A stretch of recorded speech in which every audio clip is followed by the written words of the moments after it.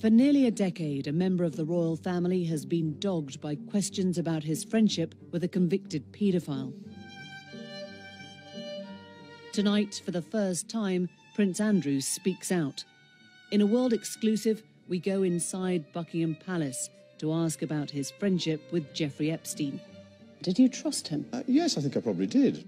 And to hear him answer the allegations made by one of Epstein's victims about the prince's own sexual conduct. He knows exactly what he's done, and I hope he comes clean about it. I have no recollection of ever meeting this lady.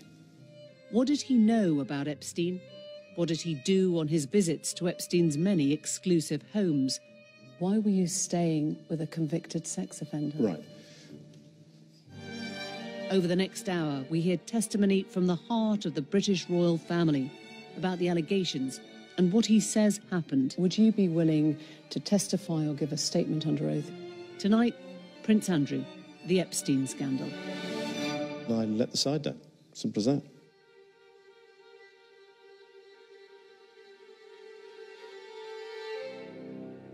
Some breaking news right now. Disgraced financier Jeffrey Epstein has taken his own life while he was behind bars here in New York City. Jeffrey Epstein was found dead in his prison cell in August of this year.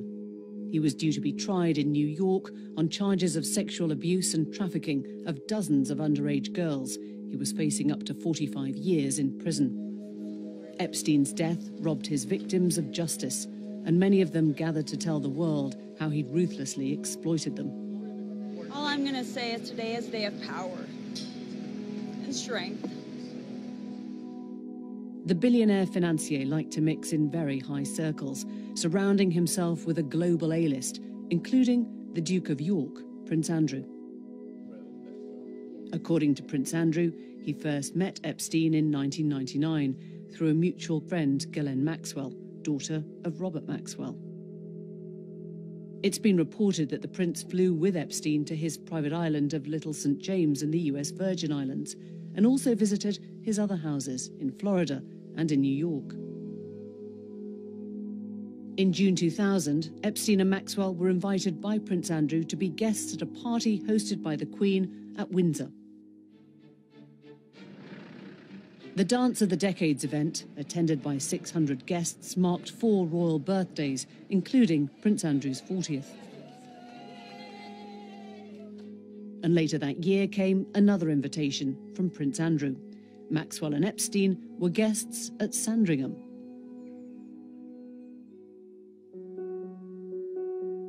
Epstein was first investigated by police in 2005 after the parents of a 14-year-old girl filed a complaint that their daughter had been molested by Epstein at his Palm Beach home. Florida prosecutors accused Epstein of paying girls under the age of 18, the age of consent in the US, to perform sex acts at his homes.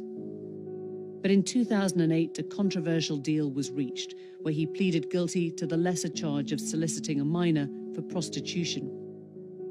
In return, Epstein got an 18-month sentence, released on probation after just 13 months. A few months after Epstein's release, in December 2010, Prince Andrew stayed with him in New York, reportedly for 4 days. This year, footage emerged of Prince Andrew during that visit at the door of Epstein's home.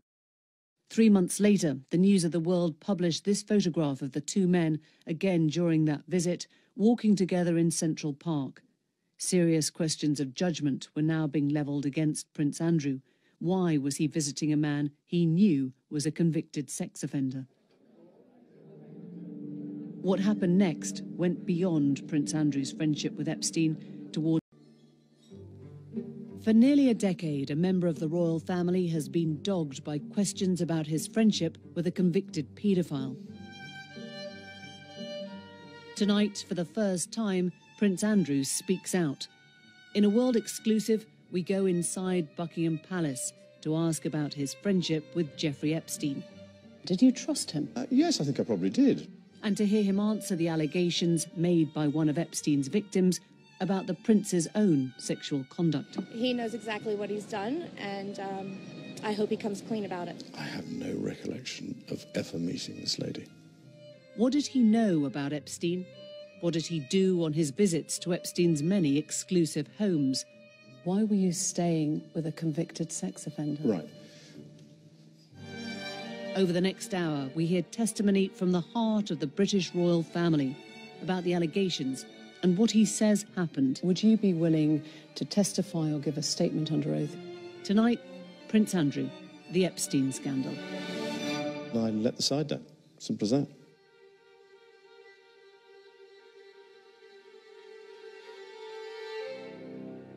Some breaking news right now. Disgraced financier Jeffrey Epstein has taken his own life while he was behind bars here in New York City. Jeffrey Epstein was found dead in his prison cell in August of this year.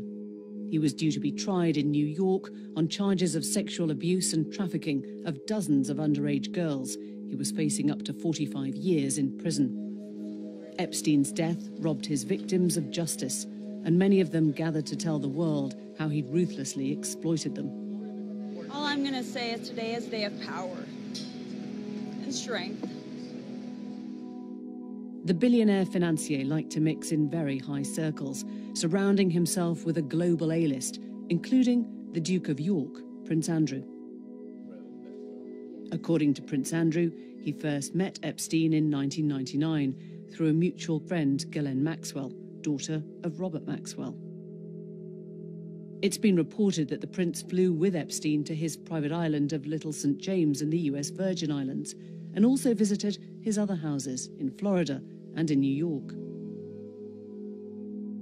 In June 2000, Epstein and Maxwell were invited by Prince Andrew to be guests at a party hosted by the Queen at Windsor.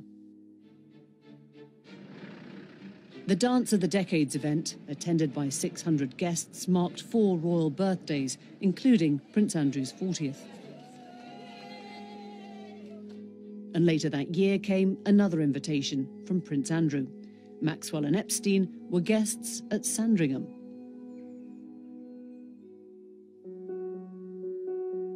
Epstein was first investigated by police in 2005 after the parents of a 14-year-old girl filed a complaint that their daughter had been molested by Epstein at his Palm Beach home. Florida prosecutors accused Epstein of paying girls under the age of 18, the age of consent in the US, to perform sex acts at his homes. But in 2008, a controversial deal was reached where he pleaded guilty to the lesser charge of soliciting a minor for prostitution. In return, Epstein got an 18-month sentence, released on probation after just 13 months. A few months after Epstein's release, in December 2010, Prince Andrew stayed with him in New York, reportedly for 4 days. This year, footage emerged of Prince Andrew during that visit at the door of Epstein's home. 3 months later, the News of the World published this photograph of the two men, again during that visit, walking together in Central Park. Serious questions of judgment were now being levelled against Prince Andrew. Why was he visiting a man he knew was a convicted sex offender? What happened next went beyond Prince Andrew's friendship with Epstein towards allegations about his own conduct. Allegations he's always denied. Soon after the Central Park picture was published, this woman gave an interview to the Mail on Sunday. Virginia Roberts said Epstein abused her repeatedly over a number of years while she was his personal masseuse. It was another photograph accompanying this piece which threw the spotlight on the Duke again. Prince Andrew, with his arm around a young woman with Ghislaine Maxwell in the background, sold to the paper by Virginia Roberts. She recounted abuse by Jeffrey Epstein. At this stage, there was no suggestion of any sexual contact with Prince Andrew, but the story and the picture would have made very uncomfortable reading for the Duke. Ghislaine asked Andrew how old he thought I was, and he guessed 17, and they all laughed. Ghislaine made a joke that I was getting too old for Jeffrey. She said, he'll soon have to trade her in. It was widely known that he liked young girls. But 4 years later, papers lodged in a Florida court did allege that Epstein had forced a woman to have sex with Prince Andrew on 3 occasions. That woman was Virginia Roberts. The details were later officially struck from the court records when a judge ruled they were unnecessary to the case, saying they were immaterial and impertinent to the central claim. The judge did not rule on the truth of the claims. Virginia Roberts says Epstein directed her to have sex with a number of powerful men, one of whom was the celebrity lawyer Alan Dershowitz. She says Dershowitz had sex with her while she was underage. He says she's a liar and is countersuing her for defamation. He spoke to Newsnight this year. Let me be very clear. I never met Virginia Roberts. I never heard of her. And she never met me or heard of me. These are Virginia Roberts' allegations about Prince Andrew. She says Epstein first forced her to have sex with the prince in early 2001 in London. She was 17. I was so young. Ghislaine woke me up in the morning and said, "You're going to meet a prince today." I didn't know at that point that I was going to be trafficked to that prince. She says this was when the photo was taken. A recent Channel 4 Dispatches programme said it believed the photo was taken on the 10th of March 2001. Unnamed friends of Prince Andrew have doubted the veracity of the photo in newspaper reports. Roberts says that they were at Ghislaine Maxwell's London home. She says they then went on to the members-only nightclub Tramp. We leave Club Tramp, and I hop in the car with Ghislaine and Jeffrey, and Ghislaine said he's coming back to the house, and I want you to do for him what you do for Epstein. Can you just say if you know Prince Andrew? Ghislaine Maxwell denies any wrongdoing. Virginia Roberts claims she was forced to have sex with Prince Andrew for a second time in New York later that year. And again for a third and final time during an orgy with around 8 other girls on Epstein's private island when she was 18. What's not disputed is that Jeffrey Epstein was a serial abuser of young women and children. The investigation into Epstein is ongoing. For his part, Prince Andrew has always denied any allegations made against him by Virginia Roberts, one of Epstein's victims, but has never done so in his own words until tonight. Your Royal Highness, we've come to Buckingham Palace in highly unusual circumstances. Normally, we'd be discussing your work, your duty. We'll come on to that. But today, you've chosen to speak out for the first time. Why have you decided to talk now? Because there is no good time to talk about Mr. Epstein and all things associated. We've been talking to Newsnight for about 6 months about doing something around the work that I was doing.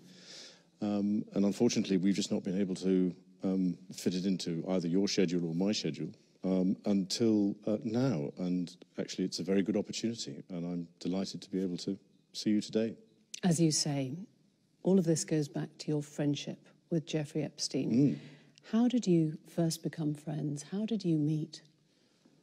Well, I met through his girlfriend back in 1999, and I'd known her since she was at university in the UK. And it would be, to some extent, a stretch to say that as it were, we were close friends. I mean, we were friends because of other people.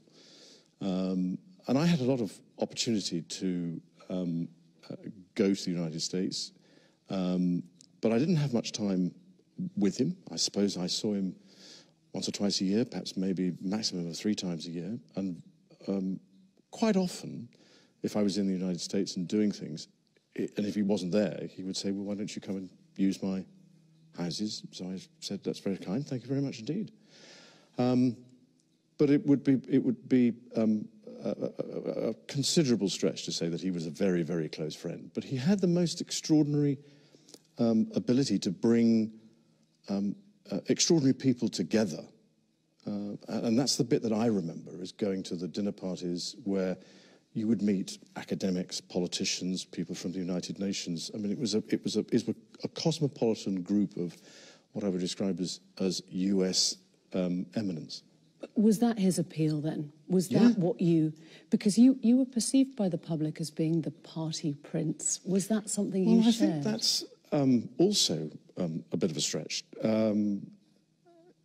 I don't know why I've collected that title, because I never have really partied. I was single for quite a long time in the early 80s. But then after I got married, I was very happy. And I've never really felt the need to go and party. And certainly going to Jeffrey's was not about partying. Absolutely not. You said you weren't very good friends, but would you describe him as a good friend? Did you trust him?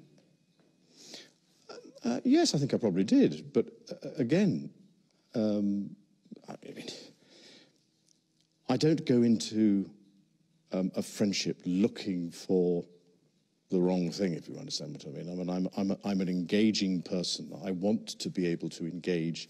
I want to find out. I want to learn. And so you have to remember that I was transitioning out of the Navy at the time. And in the transition, I wanted to find out more about what was going on, because in the Navy, it's a pretty isolated business because you're out at sea the whole time. And I was going to become the Special Representative for International Trade and Investment. So I wanted to know more about what was going on in the international business world. And so that was another reason for going there. And the opportunities that I had to go to Wall Street and other places to learn whilst I was there were absolutely vital. He was your guest as well. In 2000, Epstein was a guest at Windsor Castle and at Sandringham. He was brought right into the heart of the royal family at your invitation. But certainly at my invitation, not at the royal family's invitation. But remember that it was his girlfriend that was the key element in this. He was the, as it were, +1 to some extent in that aspect. Am I right in thinking you threw a birthday party for Epstein's girlfriend, Ghislaine Maxwell, at Sandringham? No, it was a shooting weekend. A shooting weekend? Just a straightforward shooting weekend. But during these times that he was a guest at Windsor Castle, at Sandringham, the shooting weekend, we now know that he was and had been procuring young girls for sex trafficking. We now know that. At the time, there was no indication to me or anybody else that that was what he was doing. And certainly, when I saw him either in the United States, when I saw him in the United States, or when I was staying in his houses in the United States, there was no indication, absolutely no indication. And if there was, you have to remember that at the time, I was patron of the NSPCC's Full Stop campaign, so I was close up with what was going on in those time about getting rid of abuse to children. So I knew what the things were to look for, but I never saw them. So you would have made that connection because you stayed with him, you were a visitor, a guest on many occasions at his homes, and nothing struck you as suspicious? Nothing. During that whole time? Nothing. Just for the record, you've been on his private plane? Yes. You've been to stay on his private island? Yes. You've stayed at his home in Palm Beach? Yes. You visited Ghislaine Maxwell's house in Belgravia in London? Yes. So in 2006, in May, an arrest warrant was issued for Epstein for sexual assault of a minor. Yes. In July, he was invited to Windsor Castle to your daughter, Princess Beatrice's 18th birthday. Why would you do that? Because I was asking Ghislaine. But even so, at the time, I don't think certainly I wasn't aware when the invitation was issued what was going on in the United States. And I wasn't aware until the media picked up on it, because he never said anything about it. He never discussed with you the fact that an arrest warrant had been issued? So he came to that party knowing police were investigating him. Well, I'm not quite sure whether was it police that were... I don't know. You see, this is the It problem. was the Palm Beach police at the time. But I mean, I'm afraid, you see, this is the problem, is that an awful lot of this was going on in the United States, and I wasn't a party to it, and I knew nothing about it. In 2008, he was convicted of Yep. soliciting and procuring a minor for prostitution. He was jailed. This was your friend. How did you feel about it? Well, I ceased contact with him after I was aware that he was under investigation, and that was later on in 2006. And I wasn't in touch with him again until 2010. So it was one of those things that if somebody's going through that sort of thing, well, I'm terribly sorry, I can't be... So no contact? No contact. When he was serving time, there was no call, no letter, nothing there? No. He was released in July. Within months, by December of 2010, you went to stay with him at his New York mansion. Why? Why were you staying with a convicted sex offender? Right. I have always, ever since this has happened, and since this has become, as it were, public knowledge that I was there, I've questioned myself as to why did I go, what was I doing, and was it the right thing to do? Now, I went there with the sole purpose of saying to him that because he had been convicted, it was inappropriate for us to be seen together. And I had a number of people counsel me in both directions, either to go and see him or not to go and see him. And I took the judgment call that because this was serious, and I felt that doing it over the telephone was the chicken's way of doing it. I had to go and see him and talk to him. And I went to see him, and I was doing a number of other things in New York at the time, and we had an opportunity to go for a walk in the park, and that was the conversation, coincidentally, that was photographed, which was when I said to him, I said, look, because of what has happened, I don't think it is appropriate that we should remain in contact. And by mutual agreement during that walk in the park, we decided that we would part company, and I left, I think it was the next day. And to this day, I never had any contact with him from that day forward. What did he say when you told him that you were breaking up the friendship? He was what I would describe as understanding. He didn't go into any great depth in the conversation about what I was doing or what he was doing, except to say that he'd accepted whatever it was, a plea bargain. He'd served his time, and he was carrying on with his life. You see what I mean?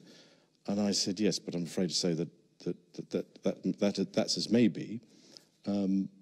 But with all the attendant scrutiny on me, then I don't think it is a wise thing to do. Who advised you then that it was a good idea to go and break up the friendship?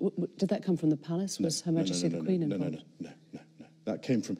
So there were a number of people so some people from my staff, some people from friends and family I was talking to, and I took the decision that it was... I had to show leadership, and I had to go and see him, and I had to tell him, that's it. That was December of 2010. Yep. He threw a party to celebrate his release, and you were invited as the guest of honour. Oh, in 2010? There certainly wasn't a party to celebrate his release in December, because it was a small dinner party. There were only 8 or 10 of us, I think, at the dinner. If there was a party, then I'd know nothing about that. You were invited to that dinner as a guest of honour? Well, I was there, so there was a dinner. I don't think it was quite as you might put it, but yeah, okay, I was there at a dinner, yeah. I'm just trying to work this out, because you said you went to break up the relationship, and yet you stayed at that New York mansion several days. I'm wondering how long... But I was doing a number of other things while I was there. But you were staying at the house of a convicted sex offender. It was a convenient place to stay, I mean, I've gone through this in my mind so many times. At the end of the day, with the benefit of all the hindsight that one can have, it was definitely the wrong thing to do. But at the time, I felt it was the honourable and right thing to do. And I admit fully that my judgment was probably coloured by my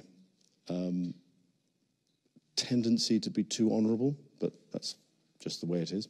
Because during that time, those few days, witnesses say they saw many young girls coming and going at the time. There is video footage of Epstein accompanied by young girls. And you were there staying in his house, catching up with friends. I mean, if they were, then I wasn't a party to any of that. I never saw them. I mean, you have to understand that his house, I described it more as almost as a railway station, if you know what I mean, in the sense that there were people coming in and out of that house all the time. What they were doing and why they were there, I had nothing to do with. So I'm afraid I can't make any comment on that because I really don't know. Another guest was John Brockman, the literary agent. Now, he described seeing you there getting a foot massage from a young Russian woman. Did that happen? No.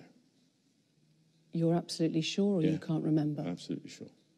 So John Brockman's statement is false? Well, I don't know Mr. Brockman, so I don't know what he's talking about. But that definitely wasn't you getting a foot massage from a Russian girl in Jeffrey Epstein's house? No. It might seem a funny way to break off a friendship, a 4-day house party of sorts with a dinner. It's an odd way to break up a friendship. It's a difficult way of putting it. That's a very stark way of putting it. Yes, you're absolutely right. But actually, the truth of it is that I actually only saw him for about the dinner party, the walk in the park, and probably passing in the passage. So let's go to that Central Park walk, which was snapped. Friends of yours suggest that Epstein wanted that photo taken. Perhaps he'd even set it up. Do you worry that you were being played? Again, new information's coming out since his suicide has made us reappraise that walk in the park. We can't find any evidence, or my staff and my people and I can't find any evidence to suggest that that was what he was doing. I mean, you can look at it in so many different ways. The fact of the matter is that somebody very cleverly took that photograph. It wasn't, as far as I remember, nor do my security people remember anybody being present or close, because there were enough security around. I mean, there are even photographs of the security people are around in the photograph.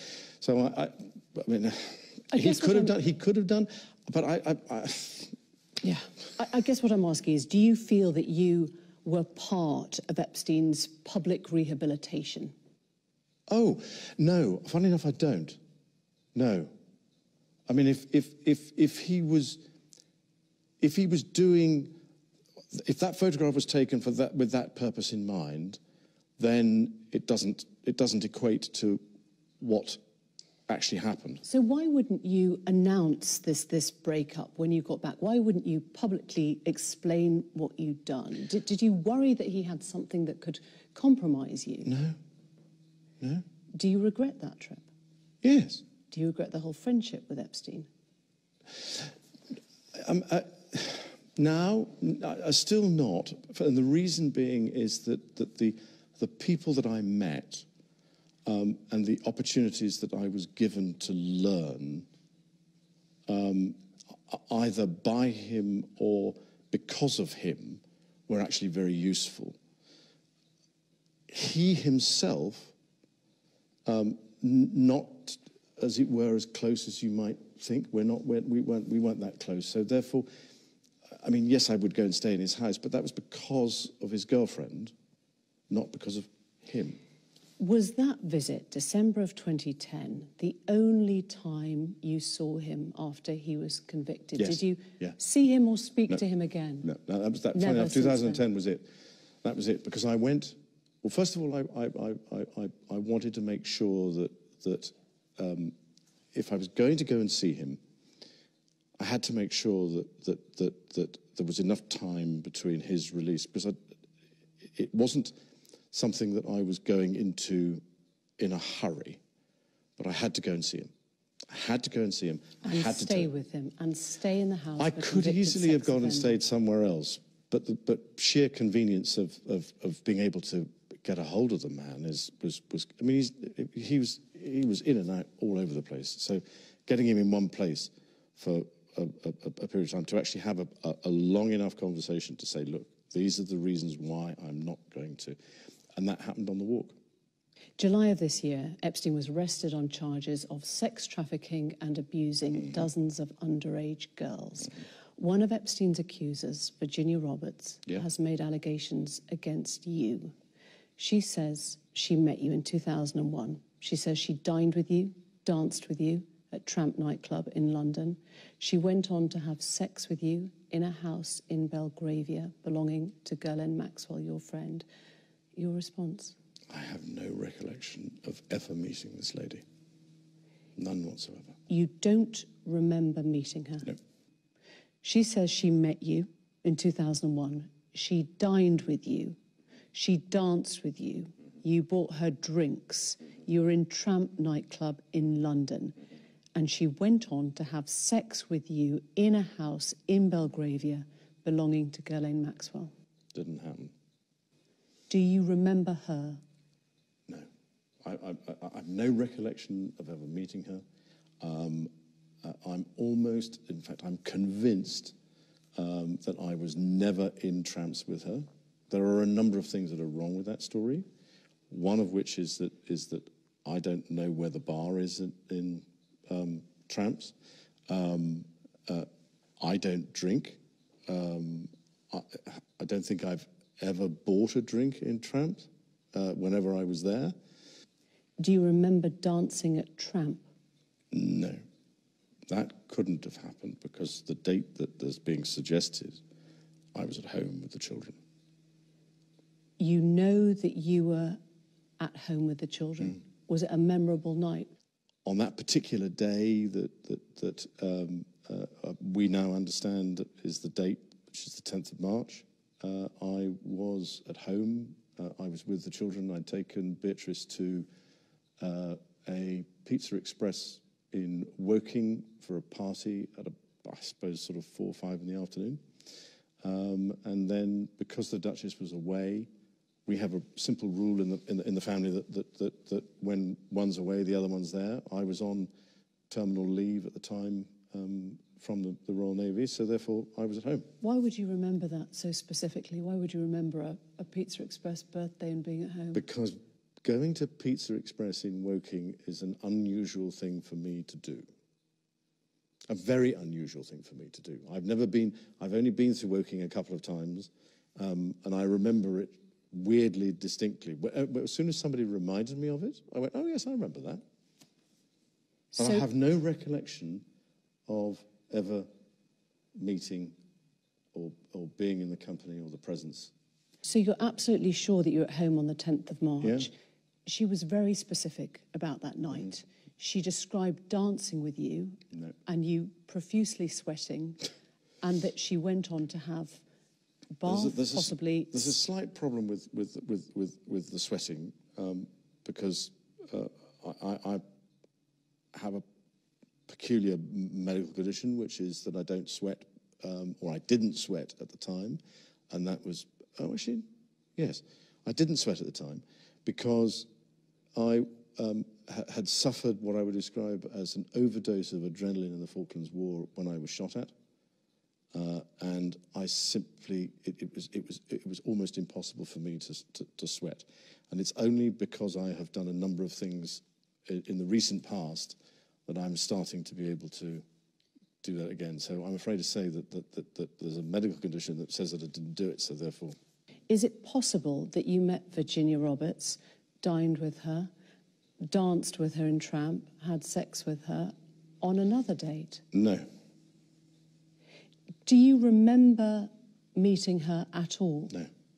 Do you know you didn't meet her, or do you just not remember meeting her? No, I don't know if I've met her. But no, I have no recollection of meeting her. Because she was very specific. She described the dance that you had together in Tramp. She described meeting you.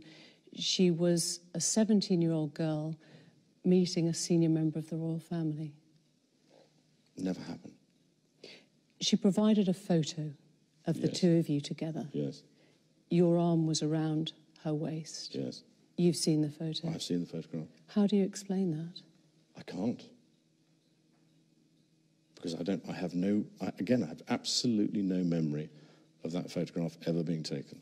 Do you recognise yourself in the photo? Yeah, it's pretty difficult not to recognise yourself. Your friend suggested that the photo is fake. I think it's, from the investigations that we've done, you can't prove whether or not that photograph is faked or not, because it is a photograph of a photograph of a photograph. So it's very difficult to be able to prove it.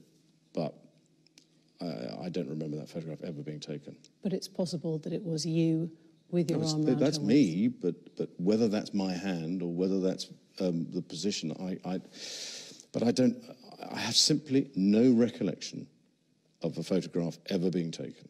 The world has now seen the photo that Virginia Roberts provided, taken by Epstein, we understand, in Ghislaine Maxwell's house. Well, here's the problem. I've never seen Epstein with a camera in my life. I think it was Virginia Roberts' camera. She said a little Kodak one that she lent to Epstein. He took a photo, and your arm is round her waist. I don't remember that photograph ever being taken. I don't remember going upstairs in the house, because that photograph is taken upstairs. And I'm not entirely convinced that, I mean, that is what I would describe as me in that picture. But we can't be certain as to whether or not that's my hand on her, whatever it is, left side. You think that... Because I have no recollection of that photograph ever being taken. So why would somebody have put in another hand? You think it is you next to her in the photo? Oh, it's definitely me. I mean, that's a picture of me. It's not a picture of... I don't believe it's a picture of me in London, because when I go out in London, I wear a suit and a tie. That's what I would describe as, those are my travelling clothes if I'm going overseas. So I've got plenty of photographs of me dressed in those sorts of sort of kit, but not there. Just to clarify, so you think that photo has been faked? Nobody can prove whether or not that photograph has been doctored, but I don't recollect that photograph ever being taken. And you don't recollect having your hand round her waist in Ghislaine Maxwell's house on any occasion, even if it was a different date? I'm terribly sorry, but if I, as a member of the royal family, and I have a photograph taken, and I take very, very few photographs, I am not one to, as it were, hug, and public displays of affection are not something that I do. So that's the best explanation I can give you. And I'm afraid to say that I don't believe that photograph was taken in the way that has been suggested. Why would people not believe that you were there? I'm sorry, why would... I'm just trying to understand. There's a photo inside Ghislaine Maxwell's house. Ghislaine herself is in the background. Why would people not believe that you were there with her that night?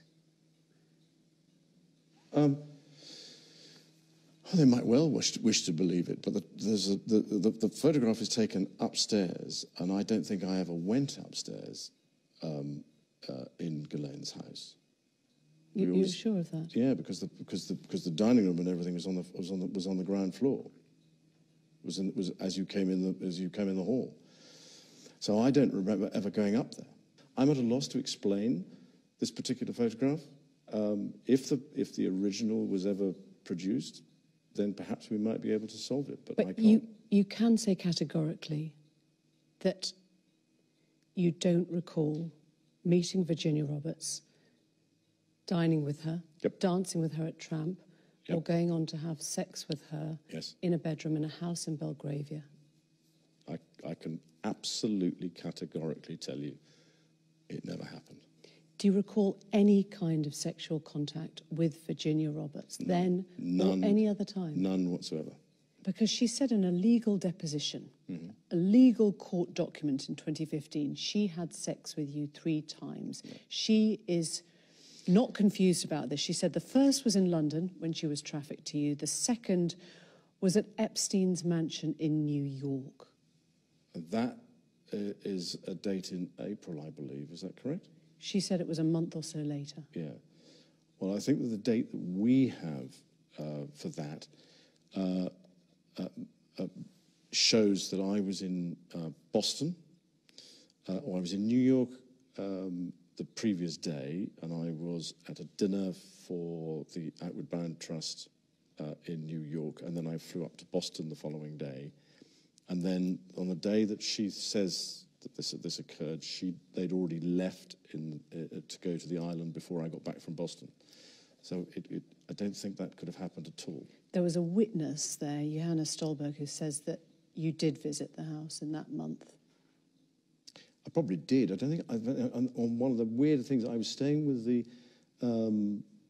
because of what I was doing. I was staying with the Consul General, which is further down the street on Fifth. So I wasn't staying there. I may have visited, but no.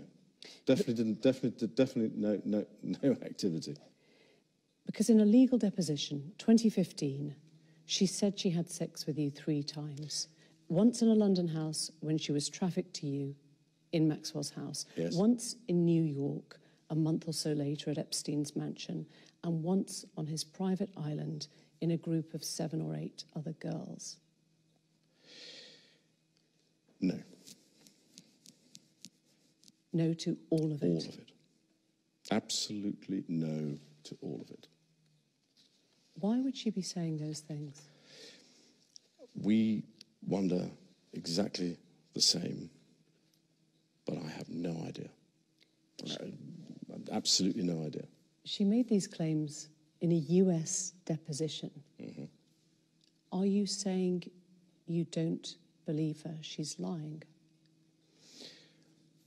That's a very difficult thing to answer, because I'm not in a position to know what she's trying to achieve, but I can tell you categorically, I don't remember meeting her at all. I do not remember a photograph being taken, and I've said consistently and frequently that we never had any sort of sexual contact whatever.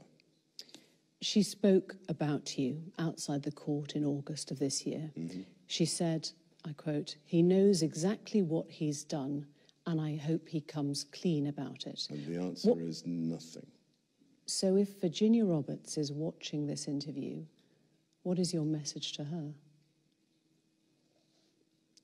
I don't have a message for her, because I have to have a thick skin. If somebody's going to make those sorts of allegations, then I've just got to have a thick skin and get on with it. But they never happened.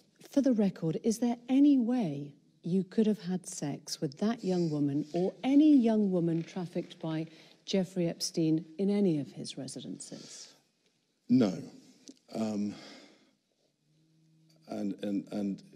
without putting too fine a point on it, if you're a man, it is a positive act to have sex with somebody. You have to take some sort of positive action. And so therefore, if you try to forget, it's very difficult to try and forget positive action. and I do not remember anything. I've racked my brain and thinking, oh, well, when the allegations came out originally, I went, well, that's a bit strange. I don't remember this. And then I've been through it and through it and through it over and over and over again. And no, nothing. Never happened.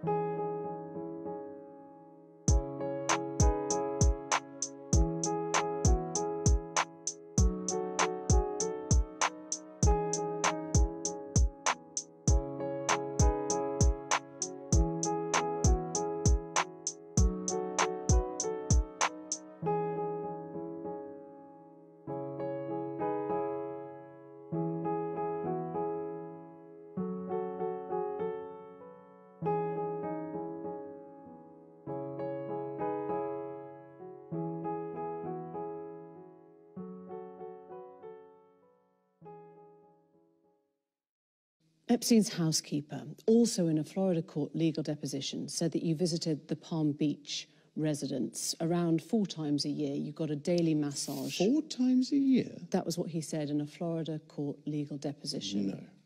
I'm just wondering, when you look back now, is there a chance that those massages might have been the services of someone who was being sexually exploited or trafficked by Epstein? No. I don't think, no, definitely not. Definitely not. And I definitely did not visit his Palm Beach house 3 or 4 times a year. Absolutely not. How many times would you say you visited? In total, probably 4 times. In total, throughout the time that I knew him. In fact, probably that was the place that if you see what I mean, he was in the house more there than in other places that I was. So that's where you'd find him. But it was usually because I was going through and on somewhere else. So it was a day. That was it. You said in your statement from the palace, Yep. At no time did I see, witness or suspect any suspicious behaviour. Yep. Virginia Roberts' legal team says you could not spend time around Epstein and not know what was going on. You could not spend time around Epstein and not know what was going on. If you are somebody like me, then people behave in a subtly different way. You wouldn't, first of all, I'm not looking for it. That's the thing. If you're looking for it, then you might have suspected now, with the benefit of a huge amount of hindsight and a huge amount of analysis, you look back and you go, well, was that really the way that it was, or was I looking at it the wrong way? But you don't go into these places, you don't go to stay with people looking for that. You could not spend time around him. That was what they said. You could not spend time around him and not know. Look, the other aspect of this is that I live in an institution at Buckingham Palace which has members of staff walking around all the time. And I don't wish to appear grand, but there were a lot of people who were walking around Jeffrey Epstein's house. As far as I was aware, they were staff, they were people that were working for him or doing things. As it were, I interacted with them, if you were to say good morning, good afternoon, but I didn't, if you see what I mean, interact with them in a way that was, you know, what are you doing here? Why are you here? What's going on? But you'd notice if there were hundreds of underage girls in Buckingham Palace, God. wouldn't you? But you would notice if there were hundreds of underage girls in Jeffrey's house. Wasn't there. Not when I was there. Now, he may have changed his behaviour patterns in order for that not to be obvious to me. So I don't know. I mean, you're asking me to speculate on things that I just don't know about. You seem utterly convinced you're telling the truth. Would you be willing to testify or give a statement under oath if you were asked? Well, I'm like everybody else, and I would have to take all the legal advice that there was before I was to do that sort of thing. But if push came to shove and the legal advice was to do so, then I would be duty-bound to do so. Because you've said there are many unanswered questions, Yep. Everyone affected wants closure. You would help to provide that closure? If in the right circumstances, yes, I would, because I think there's just as much closure for me as there is for everybody else. And undoubtedly, some very strange and unpleasant activities have been going on. I'm afraid to say that I'm not the person who can shed light on it for a number of reasons, one of which is that I wasn't there long enough. I mean, if you go in for a day, 2 days at a time, it's quite easy, I'm led to believe, for those sorts of people to hide their activities for that period of time and then carry on when you're not there.